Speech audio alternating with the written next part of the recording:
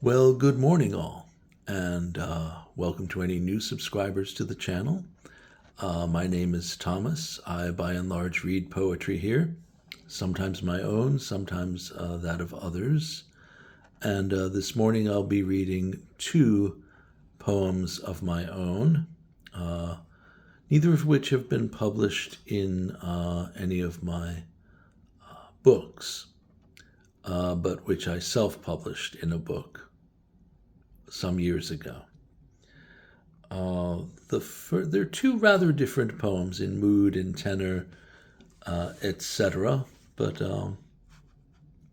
let's begin with the first poem, which is called More Than Beer and Dylan Thomas, or More Than Beer and Dylan Thomas. However you want to say the title, that's the title. I met her at the Red Hat when she was in her 20s. Bartender, waitress, 5'8", 5'9", dark brown hair and dark brown eyes. She once described herself as pudgy, but it wouldn't have been wise to agree with her. The first time I saw her, she brought me the fisherman's platter. "See what I caught for you? I spent all morning in my boat catching this fish. It's not scallops you taste, it's love." She'll quote Dante to the bookworms and talk Bruins with the jocks. She'll play Patsy Cline on the Red Hat jukebox and softly harmonize, "He called me baby, baby, all night long." Sometimes I'll ask for another Stella and she'll respond, bright and chipper, "Absolument." Once I had 3 of her martinis. That was a fun trip home. Had to get off the bus to puke at every other stop. She was putting 5 ounces of gin in each drink. She had to get blunt with the woman professor who fell for her in a big way. I asked her out once. She let me down easy.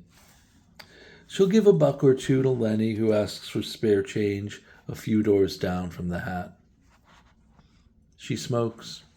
She drinks. She won't say Jesus in vain. She'll drop F-bombs at the rate of 49 a minute, but hands off the holy name. She loves Murder, She Wrote. When I was in high school, I thought Angela Lansbury was the second coming. She did a competitive swim once in the waters off Cape Cod. Beaming, she told me, "I punched a fish." She's 140 pounds of amazing in a pair of knee-high boots, and I love her more than beer and Dylan Thomas. And I did, and a part of me still does. The second and latter or last of the two poems, this is called Nepsis, and Nepsis is a Greek word meaning roughly wakefulness, sober vigilance, alertness, particularly in a spiritual sense. And my friend Elena once did a beautiful painting on a card inspired loosely by this poem. So, Nepsis. Listen in hope for the music of definite starlight. Listen in charity to the cry of a wounded brother. Listen in joy to the dreams of a distant sister.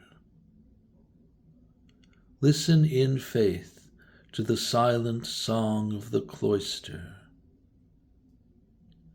Listen in patience to the voice of a single leaf. Listen in humility to the scriptures of the river. Listen in awe to the deep expanse of the desert. Listen in sorrow to the agonies of the city. Listen in reverence to the dust of a country road. Listen in grace to the pulse within the stone. Listen in peace to the dance of the spinning planets. Listen in poverty to the rush of sudden rain. Listen in kindness to the holy slope of the mountain. Listen in purity to the consolation of the moon. Listen in mercy to the miracle of the sun. And there we have our 2 poems for the day. I hope you were delighted by them, or at least fascinated by them, or maybe curious enough to listen again. Peace and light, everyone. Thanks for listening.